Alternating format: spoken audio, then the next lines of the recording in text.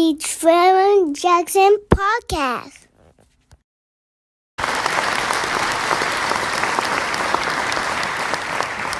That's interesting. Frustrated with the black community. Defending the worst in our community. That is interesting. We're going to get straight to this conversation with Dr. Umar.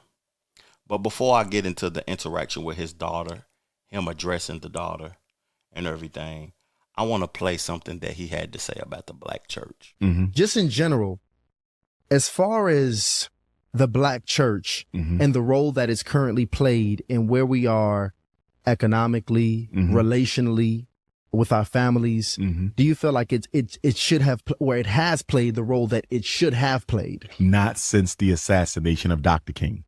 After Dr. King was assassinated and buried a few days later here in Atlanta, Georgia, the black church, out of fear, retreated from the front lines of the struggle, and it reinvented itself away from being an organization of agitation to an organization of accommodation.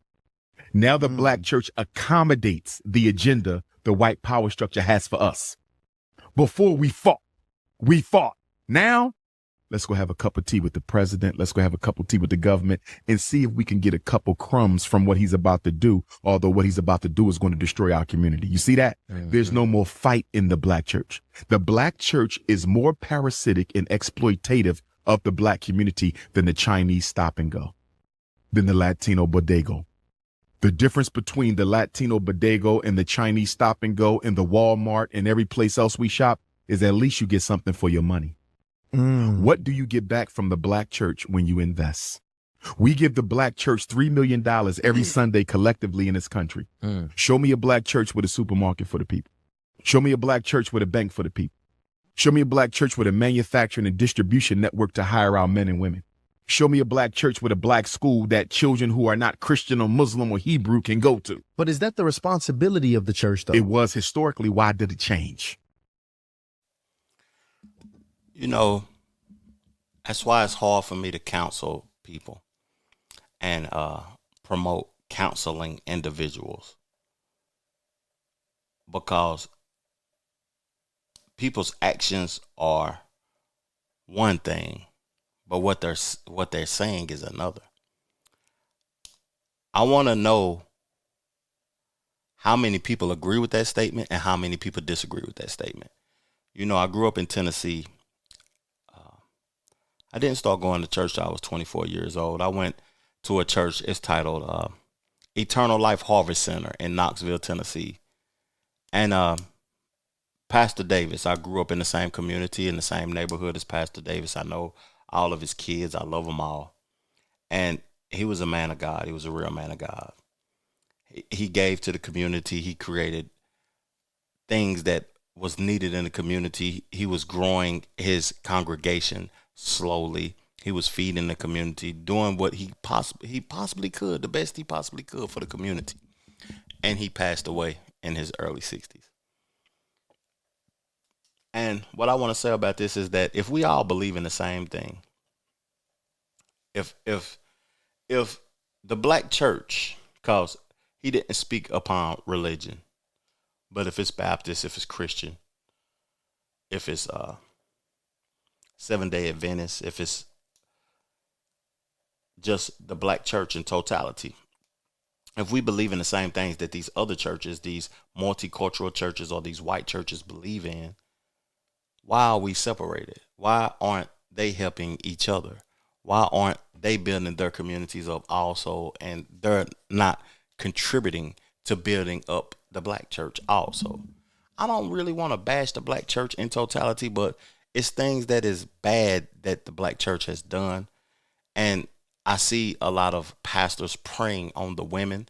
I see a lot of women also being servants to the pastor and to the people that they believe is in power that can lead them to God, when in our reality, it's up to you to lead yourself to God, to read the book in its entirety for yourself so you can get a perspective of what's being said in that Bible for yourself.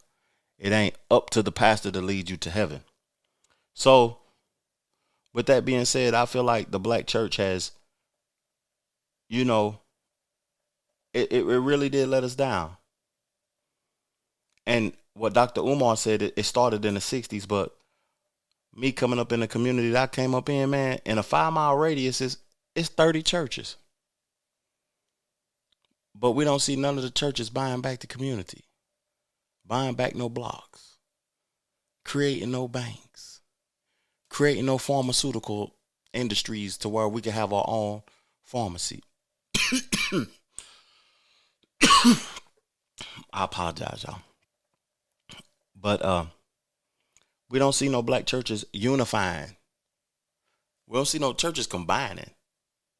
Why don't you combine your congregation with my congregation when we build together? It ain't about no bread. It ain't about me getting no bread for my church. It's about us blowing this thing up, blowing the word of God up and making it bigger than it really is. Than it really is. I'm sorry for those words, y'all, but bigger and reaching more people and doing more for our people. I understand what he said right there, though, but the things that Dr. Umar say and the things that Dr. Umar do, the school still isn't open. We learned these things that his daughter has been saying about him. I want to know, what are y'all feelings about Dr. Umar now after things like this has been said about him? Hey TikTok, so I just wanted to come on here with a small short announcement. I just want to start this video off by saying I'm not trying to get clout. I literally just want to have a conversation with my father. My biological father is Dr. Umar. He has another daughter. I tried to contact him about, getting to know my sister on my dad's side. I asked him if he knows her or if he has her number. He ignored me and never responded. I'm 22 years old now. My dad has never been to anything important, no graduation, no birthday parties, nothing. He has not been in my life. Again, I'm not making this video to bash him. I'm making this video to state facts, okay?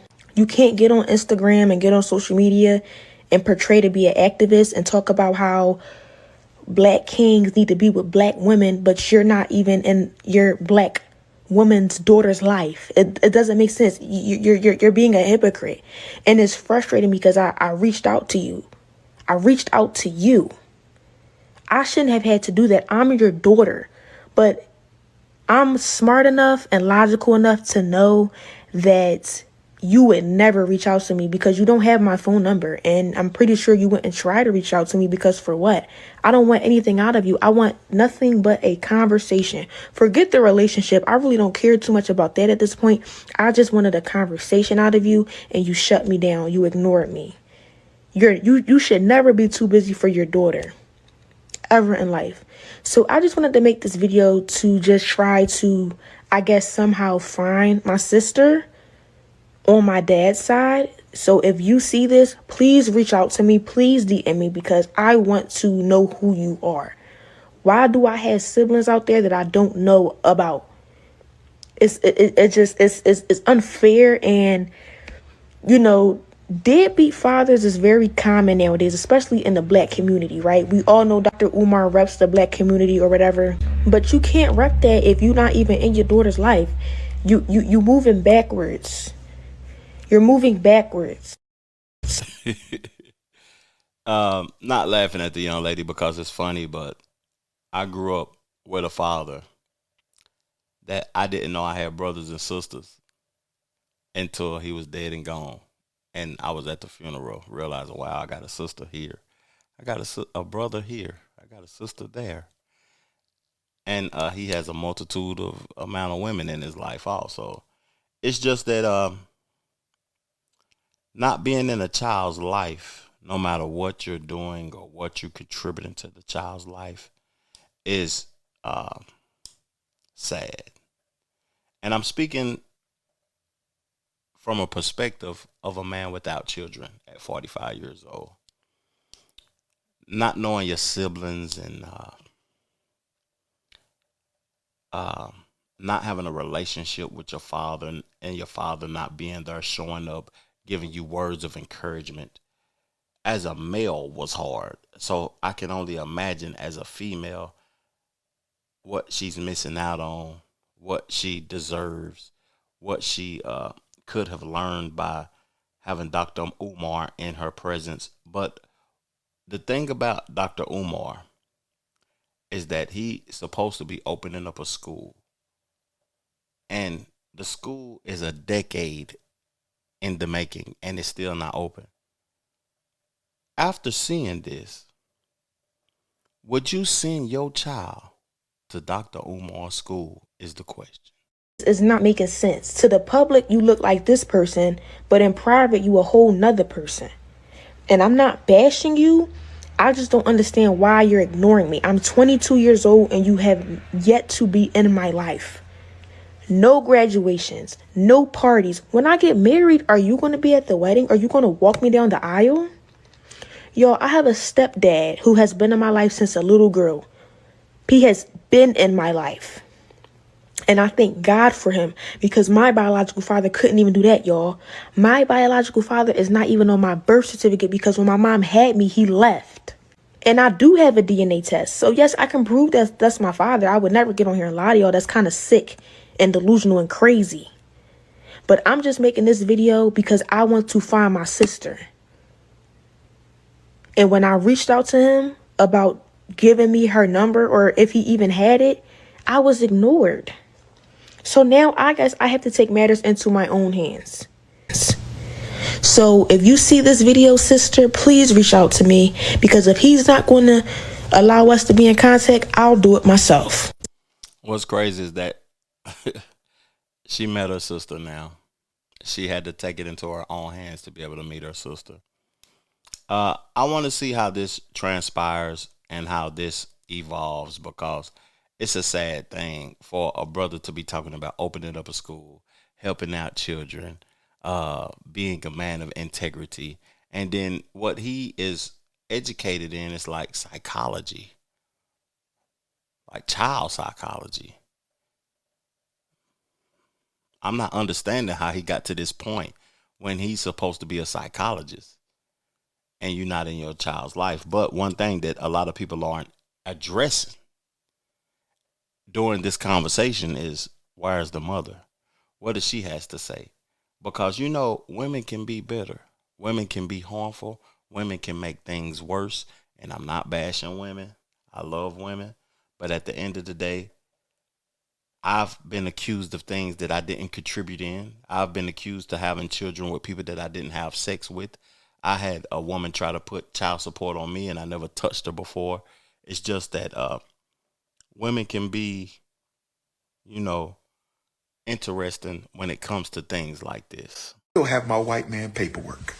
I will have my white man paperwork. When can we do the sit down? When can we do the sit down? Been paying child support since you damn near came out the womb. Deadbeat who? When can we have a sit down? Child support started. You wasn't even out your mama yet. And she took me to child support. Deadbeat who? Deadbeat who? Child custody file this thick. What are we talking about? Where is Mama Smurf? Where is Mama Smurf? Can we please have a sit down? And you can fool some of the people all the time, but you can't fool the Prince of Pan-Africanism any of the time. Calling me names, using profanity, disrespectful mouth. I just want to say this to all my supporters out there, my true supporters. My true supporters. It ain't that many of my true supporters. But for my true supporters, I want y'all to stay focused. There's a lot of slander going on. There's a lot of lies being pushed out there. There's people trying to use my name to build themselves up. I just want you to be really, really careful right now. Be patient. Stay focused. Be patient, stay focused. Be patient, stay focused, brothers and sisters. Y'all know me too well. Y'all know my love for children is too strong. Y'all know me too well for anybody to be coming out the woodworks telling you they've been trying to reach me when my number has been public for 20 years. Listen, brothers and sisters. I want y'all to listen. My phone number has been the same for 20 years. So anybody telling you they've been trying to reach me and my phone number hasn't changed in 20 years, mind you, I speak at graduations in Philadelphia all the time. I'm on the street in Philadelphia all the time. I have events in Philadelphia all the time. I got family in Philadelphia everywhere. And you've been trying to find me? Stop the cap now. I need some help, y'all. I really do need some help with this, because when he spoke about child support before birth, I never heard of that before. Can you do that? Why would you do that? Help me understand. Can you do that? And why would you do that? Do you believe that he's going to be a deadbeat before the child is there?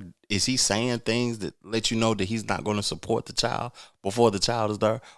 Are you broke? Both of y'all broke, and you don't understand how this is going to be done? Or you don't understand what's going to be done, or you don't feel protected, so you want to go to the government for them to be the father? Help me understand this, because, you know, I don't want to bash Dr. Umar, and I don't want to counsel him or talk about him not being in his child's life, because it could have been a reason. That's what a lot of people don't understand. It could have been a reason, even though it shouldn't be a reason why you're not there. You should be there regardless. But could the woman have did things and created things to keep him from the child? And let's see how this transpires before we make a decision.